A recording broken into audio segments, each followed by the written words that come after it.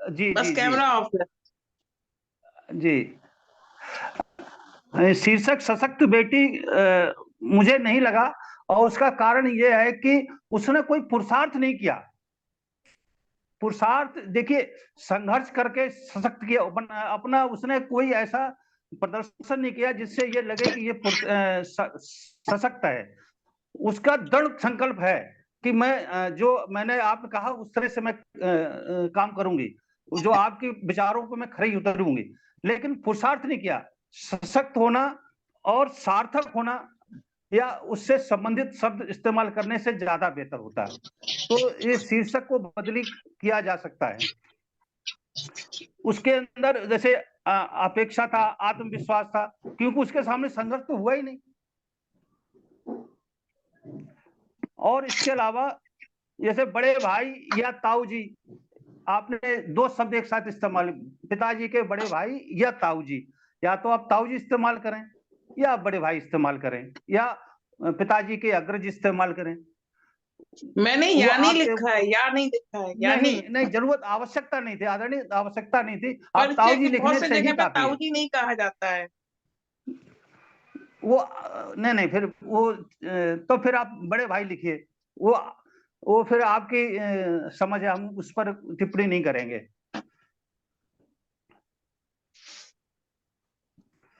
कथा के पूर्वार्ध में कह अपने भूतकाल में खो गई वही सुलझाव लगा।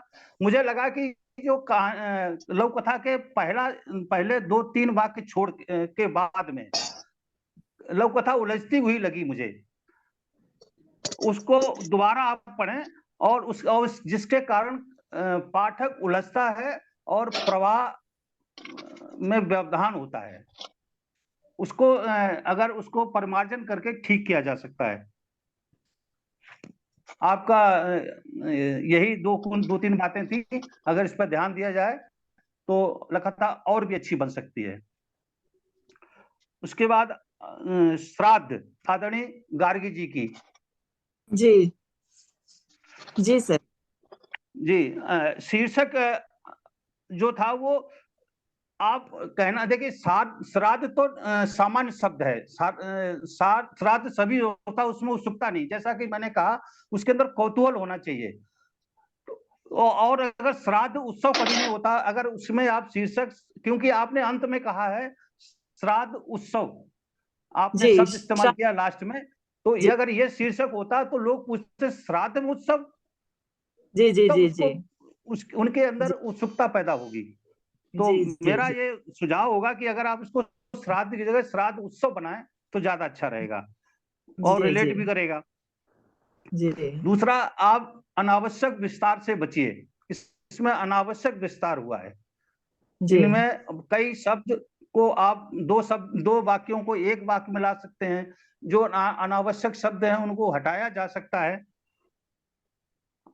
पात्रों की संख्या अधिक है, हम्म। जिससे संवाद में हलचल अधिक हो गई है, जी जी ज्यादा जी उथल पुथल हो गई है। ये समझ में नहीं आ रहा किसका संवाद है और कौन बोल रहा है। तो जी जी हाँ, तो जी उसको थोड़ा ध्यान दीजिएगा। प्रभावी लोक जी कथा के लिए प्रभावी कथा के पात्र का प्राथमिकता देना श्रेयकर होगा।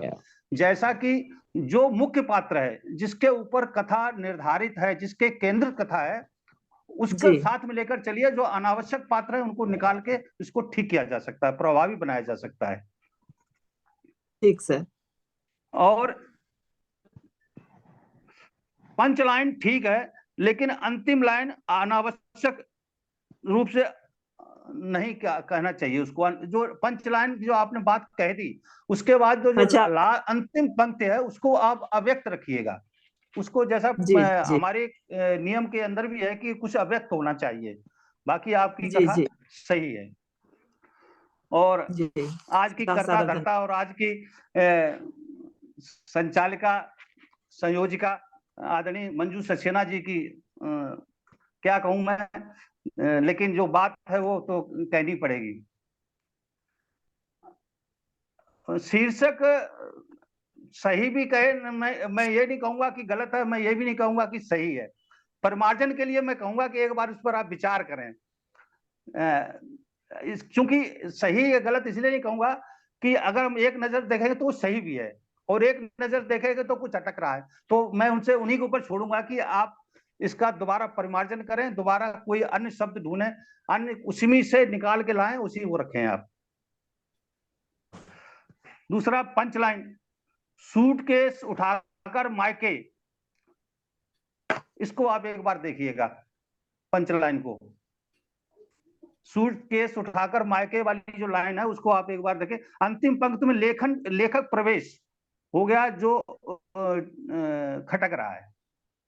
अंतिम लाइन में प्रवाह आरंभ से मध्य तक गतिमान, लेकिन उत्तरार्ध में ठहराव खटकता है।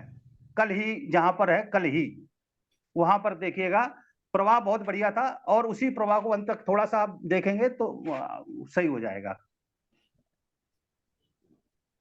बहुत बढ़िया, मुझे तो कथा बहुत बढ़िया लगी, कथानक अच्छा है, कसावट अच्छी है, बस वो टिनोपाल मांग रही है, वो आप उसको कर दीजिए, ठीक हो जाएगा। और ये और आज बहुत बड़ा काम मुझे दिया गया, मंजू जी को दिया, निर्मी जी को दिया। बताइए, अब इनके सामने मैं अपनी बात रख रहा हूं तो संकोच तो होता है, फिर भी जितनी कथाएं लोक कथाएं मेरे पास आई, इंक्लूडिंग मेरी भी, उनमें मुझे सबसे उत्तम, सबसे अच्छी आज की गोष्ठी में आदरणीय निर्मी जी की कथा लगी, और इसमें दो राय नहीं। इनके मुझे सबसे अच्छा जो लगा वो प्रकृति का मानवीकरण किया इन्होंने, मेरी दृष्टि में एक ये नया प्रयोग भी है, और इस दृष्टि से भी हम सोच सकते हैं।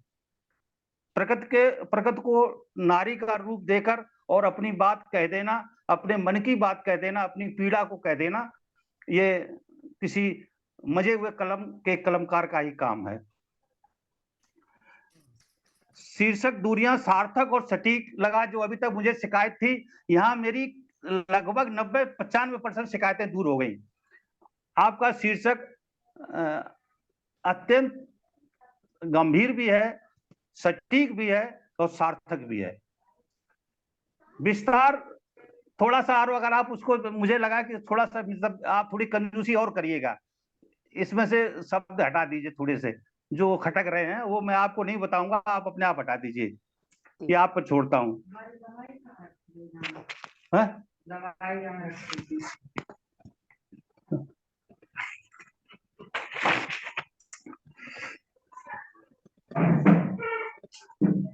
और लव कथा के व्यंजना के रसास्वादन को और भी स्वादिष्ट बना सकता था, अगर थोड़ा सा मितव्यता आप बरत देती तो और बढ़िया हो जाता।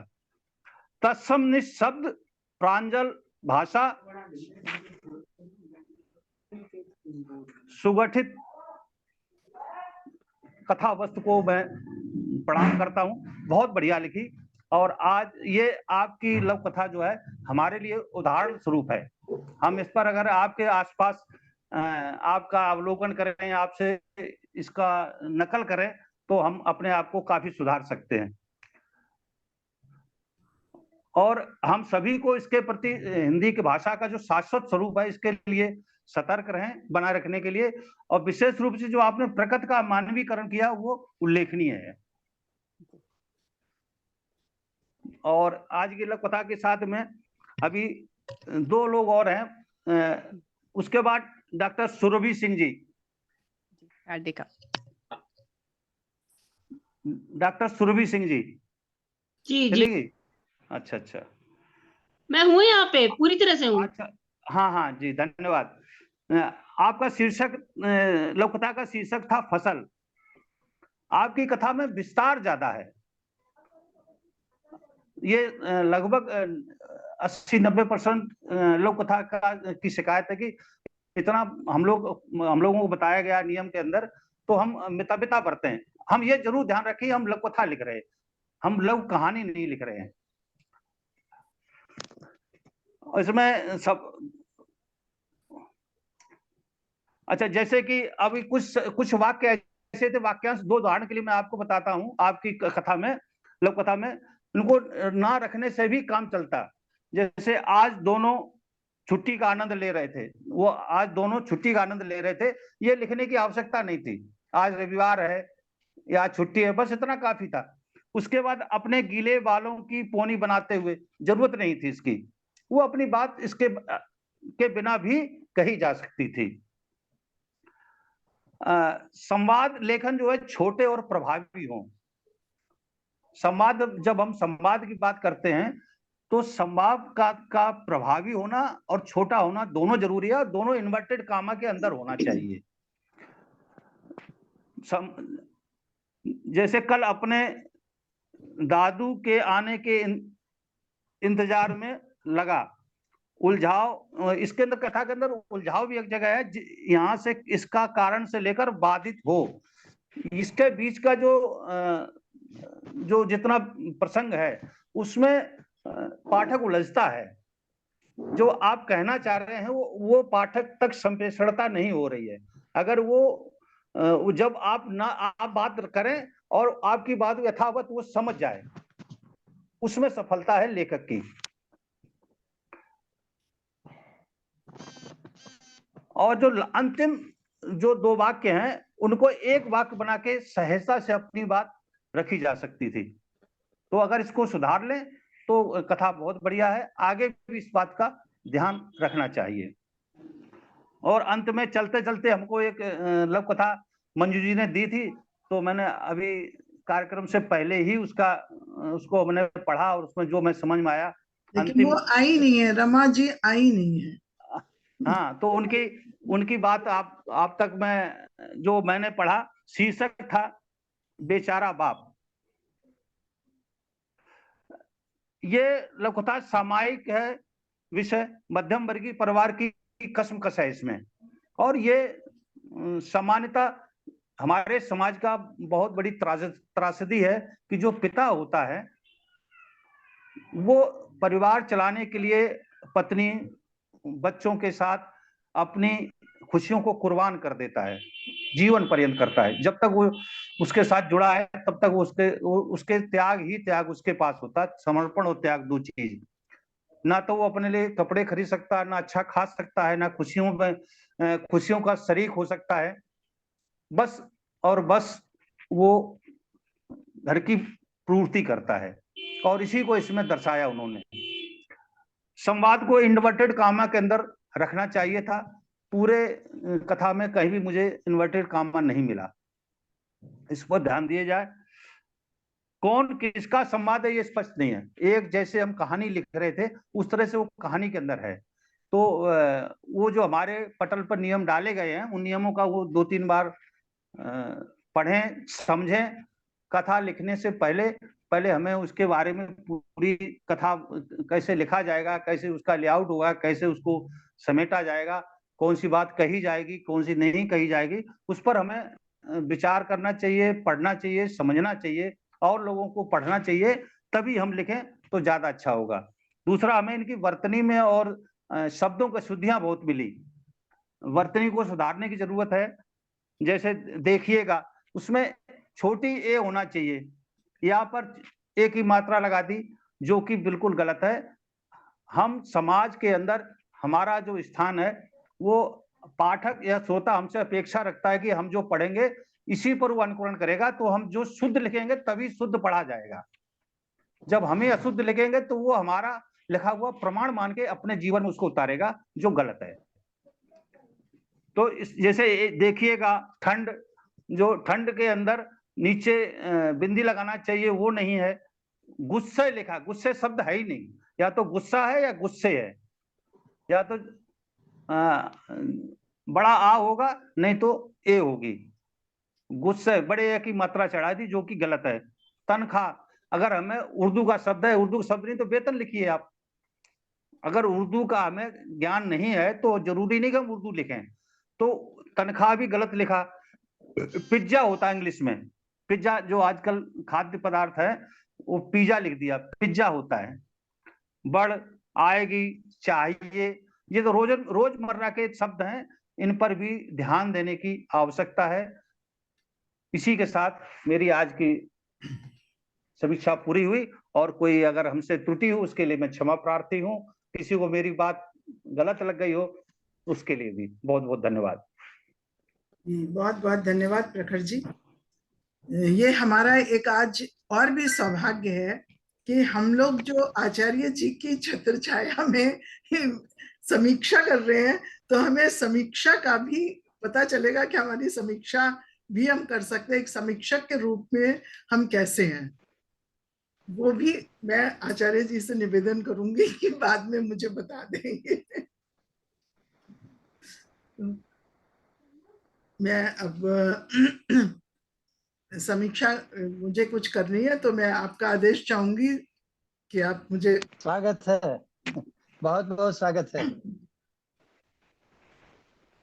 ये मैं सबसे पहले नीता शर्मा जी की लघु कथा लेती हूँ, फरेब।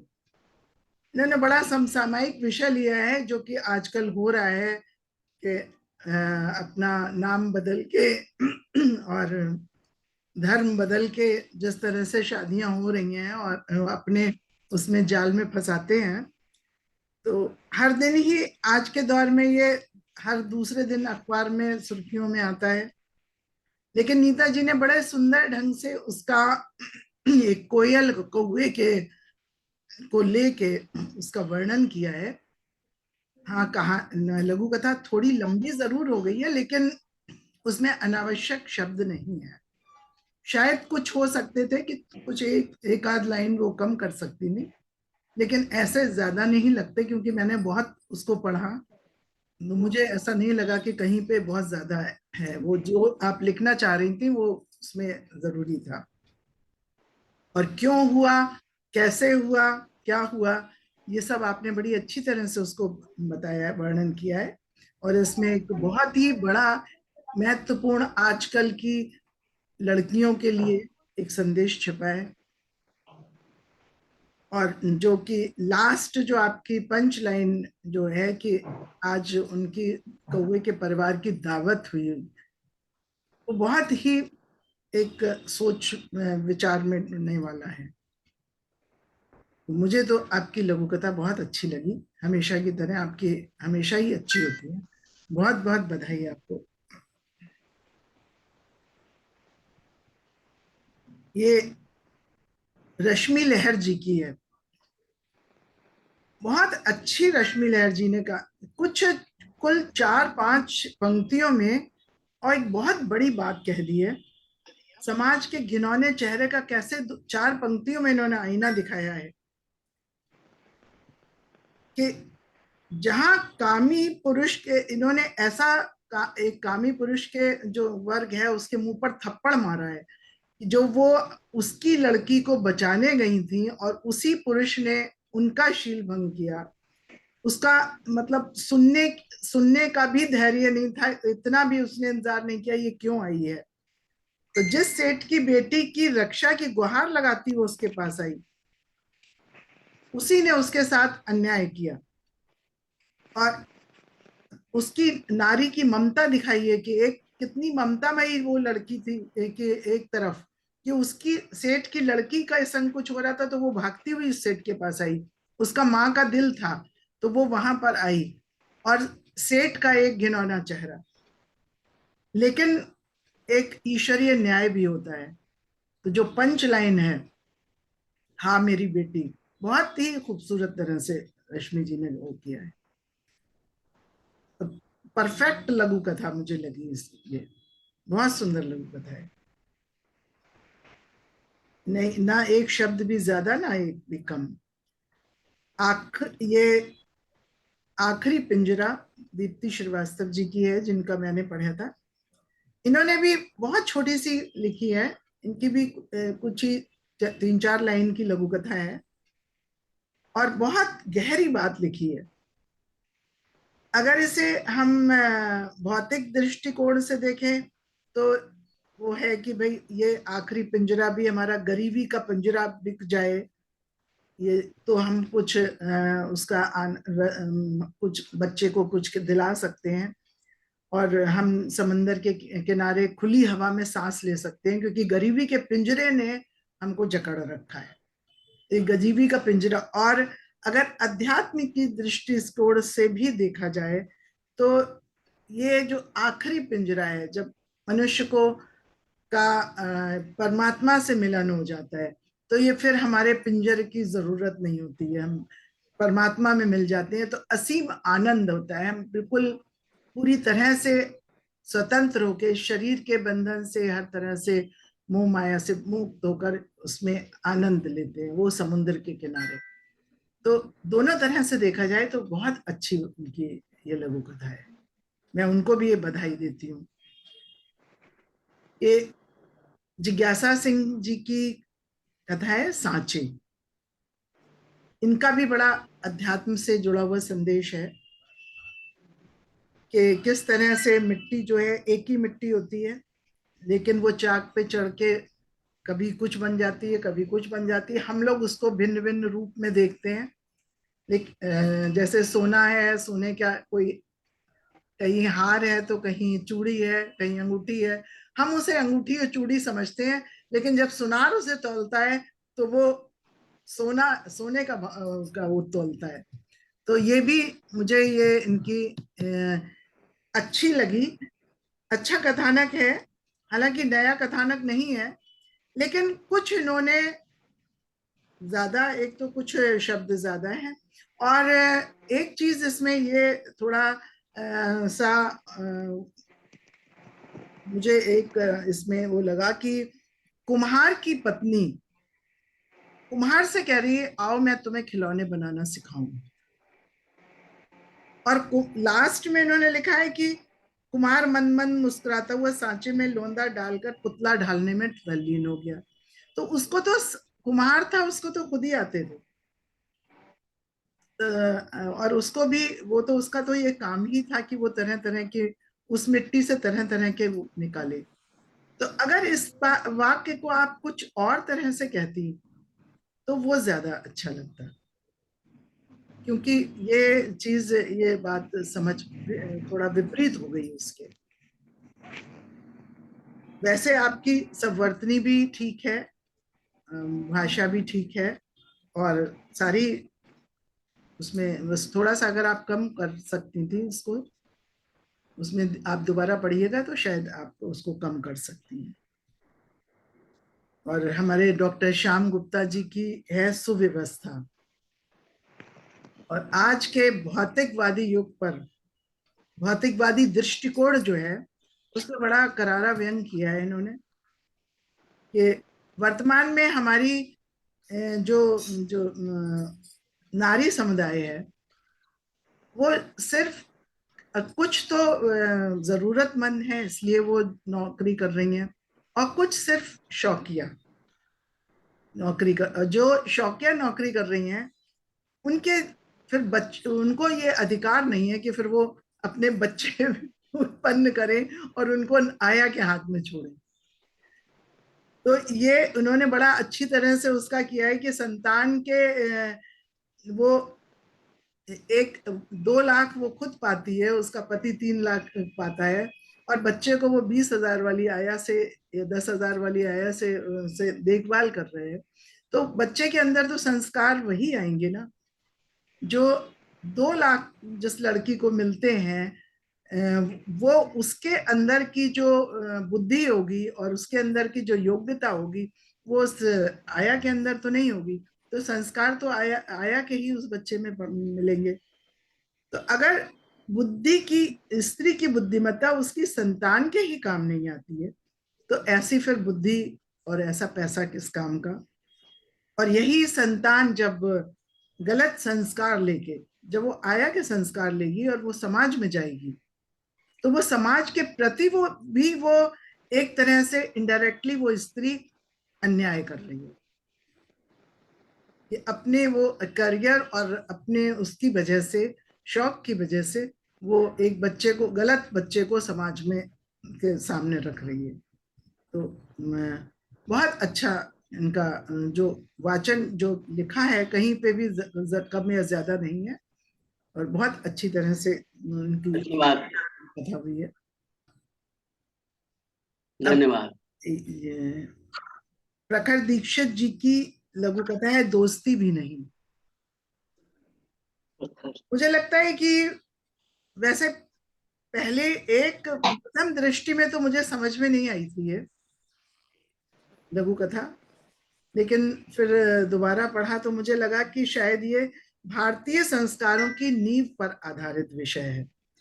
कि जो वेदिका है इसकी नायिका, वो दोस्ती क्यों, अचानक उसने कहा कि नहीं मैं दोस्ती नहीं रखूंगी, और वासना दोस्ती में के नहीं, वासना से दोस्ती नहीं निभती। तो ऐसा लगा कि अभी तो ट्रेन में बैठे थे ये लोग, तो कहाँ से इनको पता चल गया कि ये इतनी देर में कैसे ये हो गया। लेकिन जब उसको ध्यान से देखा तो एक तो भारतीय संस्कार है हमारे कि कोई शादीशुदा स्त्री एक अविवाहित लड़के से दोस्ती उसकी नहीं चलती, उसको बहुत अच्छा से निगाह से नहीं देखा जाता है। और दोस्त मुंह बोला भाई बन सकता है वो, और कोई रिश्ते में बन सकता है, लेकिन सिर्फ दोस्त एक अविवाहित लड़का और एक विवाहित लड़की के हमारे समाज में मान्य नहीं है। तो ये हमारे भारतीय संस्कारों के आधार पे इन्होंने कहा है। और ये अंतिम वाक्य की वो मेलजोल नहीं बढ़ाना चाहती, क्यों? जो वासना दोस्ती नहीं निभाती, तो जो आखिरी इनका शब्द है उससे ही सारी बात समझ में आती है। तल्ख शब्द में कहा, तो तल्ख इसके मतलब है कहीं कोई पूर्व अनुभव है उसका, इतनी जल्दी तल्खियां नहीं उतरती, या तो उसी समय के दौरान कुछ ऐसी बात हुई है जो उसने कुछ ऐसा अनुभव किया है कि उसका अनुभव कड़वा हो गया है, इसलिए उसने फिर तल्ख शब्दों में कहा कि वासना दोस्ती नहीं निभाती। तो ये जो तल्ख शब्द है और ये पंच लाइन एक तरह से है, ये एक संदेश दे रही है। उनके कथा तो मैं तो कहीं कोई, वैसे तो कहीं कोई गलती निकाल ही नहीं सकते शब्दों के वर्तनी में या शब्दों के ज्यादा कम में संख्याओं में। तो बहुत अच्छा संदेश एक दिया है उन्होंने।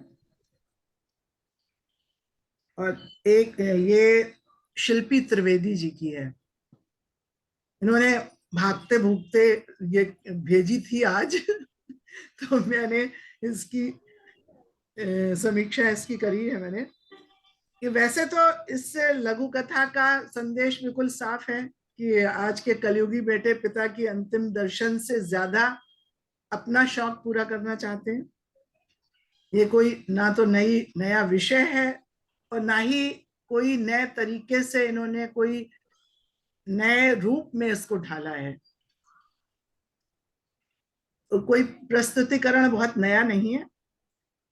और इसमें दो बातें मुझे समझ में आ रही हैं कि शायद हम इसमें ऐसा तो नहीं है लेखिका ने पुत्र के साथ भी अन्याय कहीं करा हो।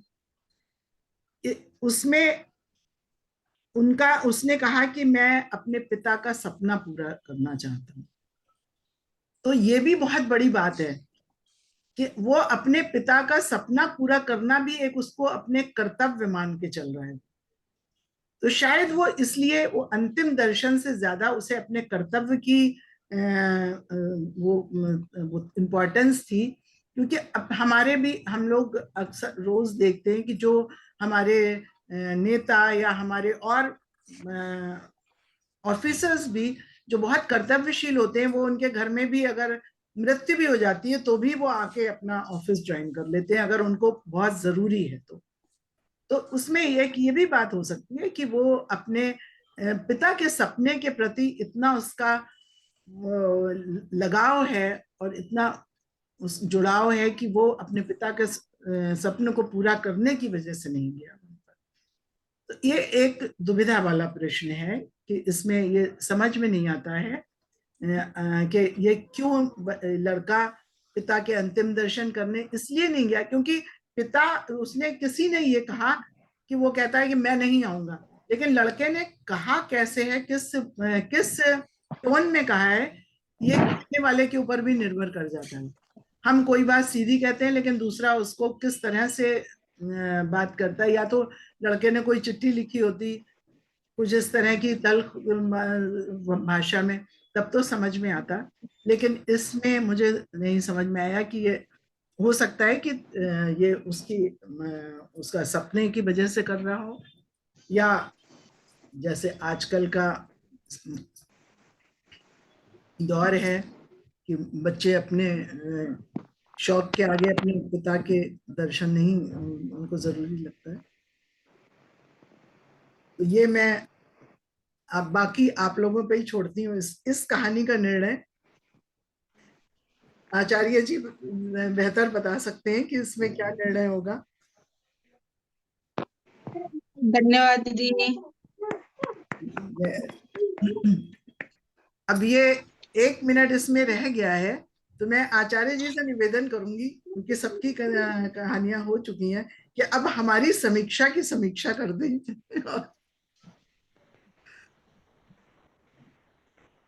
ये आपका माइक ऑफ है।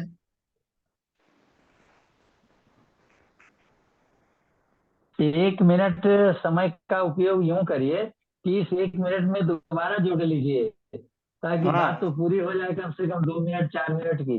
तो मैं